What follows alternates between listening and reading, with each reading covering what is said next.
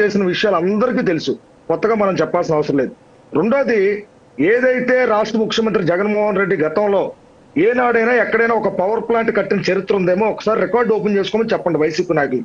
నేను క్లియర్ గా చెప్తున్నా, ఈ రోజు న్యూ ఇయర్ కానుకగా నారా చంద్రబాబు నాయుడు గారు ప్రత్యేకంగా ఈ రాష్ట్ర ప్రజల మీద విద్యుత్ భారం పడకూడదని సుమారు 4,48,00,000 రూపాయలు ఈరోజు ప్రజలకి భారాన్ని తగ్గించడానికి ఆయన కమిట్మెంట్ ఇచ్చి ఈ రోజు దానికి మనం లెటర్ కూడా రిలీజ్ చేయడం జరిగింది.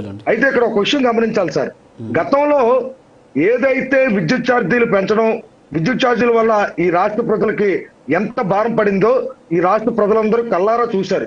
ఆనాడు ఈ రాష్ట్ర ప్రజలందరూ కూడా కరెంటు బిల్లులు పట్టుకొని రోడ్లు ఎక్కని వీడియోలు ఇంకా నా దగ్గర ఉన్నాయి సార్.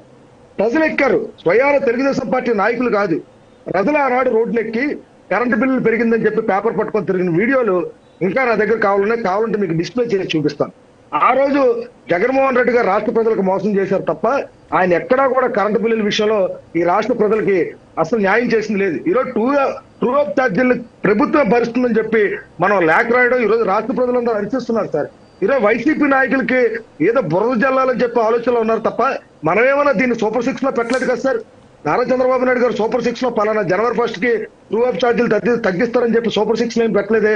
ఖచ్చితంగా ఈ జనవరి 1 కి మనం ఖచ్చితంగా ఈ సంవత్సరానికి ఈ రాష్ట్ర ప్రజలకు ఏదో ఒక మనం ఈ కొత్త సంవత్సరంతో ఇవ్వాలని చెప్పే ఆలోచనతో ఈ రోజు సుమారు ఇంత భారాన్ని కూడా ఈ రోజు ప్రభుత్వం మోస్తుందంటే ఖచ్చితంగా మీరు అందరూ ఆహ్వానించాలి తప్ప ఇలా తప్పుగా మాట్లాడలేదు నాకైతే కరెక్ట్ కాదు సార్. రెండోది, ఇందాక వైసీపీ నాయకులు ఒక మాట మాట్లాడారు సార్, కావాలంటే ఆయన దగ్గర పుస్తకం పెన్ను ఉంటే నేను ఒకసారి రాసుకోమని చెప్తున్నాను. 2025 పరిస్థితి ఏ విధంగా ఉందో ఒకసారి చెప్తాను, ఒకసారి రాసుకోమని చెప్పండి సార్. సార్, ఫస్ట్ జనవరిలో మనం మనమిత్ర తీసుకొచ్చాం సార్ ఈ రాష్ట్ర ప్రజల కోసం అని చెప్పి. మనమిత్ర యాప్ తీసుకొచ్చి ఈ రాష్ట్ర ప్రజలందరికీ ఒక మంచి ఆలోచనతో అన్ని కూడా స్వయాన వాళ్లే కావాలంటే వాళ్లే సిస్టమ్ లో వాట్సాప్ ద్వారా వారికి ఏది కావాలంటే ఆ సేవలు అందించే విధంగా ఈ రోజు ఆలయాలకు వెళ్ళాలని సరే ఆన్లైన్ బుకింగ్ చేసుకోవాల్సిన పరిస్థితి లేకుండా నారా లోకేష్ గారు మనమిత్ర యాప్ జనవరిలో తీసుకొచ్చాం సార్. ఈ రోజు రాష్ట్ర ప్రజలందరూ వాడుతున్నారు సార్. అఫ్కోర్స్ చాలా మంది ఈ రోజు వైసీపీ నాయకులు కూడా వాడుతున్నారు. ఇకపోతే ఫిబ్రవరి సార్ 2047 2047 వచ్చేసరికి పేదరిక నిర్మూలనకు నాంది పలికి బంగారు కుటుంబం అనే కార్యక్రమాన్ని ప్రారంభించాం సార్ ఫిబ్రవరి నెలలో. అంటే ఇప్పుడు వైసీపీ వాళ్ళు అడుగుతున్నారు కాబట్టి ఏం చేశారు. ఇకపోతే మార్చి సార్, మార్చిలో మనం ఎస్సీ వర్గీకరణ అమలుపై అసెంబ్లీలో తీర్మానం తీసుకొచ్చాం. ఒకసారి రికార్డులు ఓపెన్ చేసుకోమని చెప్పండి. చేనేతలకి ఉచిత విద్యుత్ కూడా ఆ రోజే మనం అందించాం సార్, ఆనాడే అందించాం. ఇకపోతే ఏప్రిల్ తెలమనండి సార్, మత్స్యకారులకి వేట నిషేధకారుల వృత్తిని 10 నుంచి 20,000 రూపాయలు పెంచిన ప్రభుత్వం ఈ రాష్ట్రంలో ఏదైనా ఉంది అంటే ఆనాడు 258 కోట్ల రూపాయలు జమ చేసింది ఈరోజు తెలుగుదేశం పార్టీ. కావాలంటే రికార్డు చెక్ చేసుకోమనండి. ఇకపోతే మే సార్, మేలో అనంతపురం జిల్లాలో 22,000 కోట్లతో రెన్యూ ఎనర్జీ కాంప్లెక్స్ కు శంకుస్థాపన చేసింది తెలుగుదేశం పార్టీ మేలో సార్, మేలో.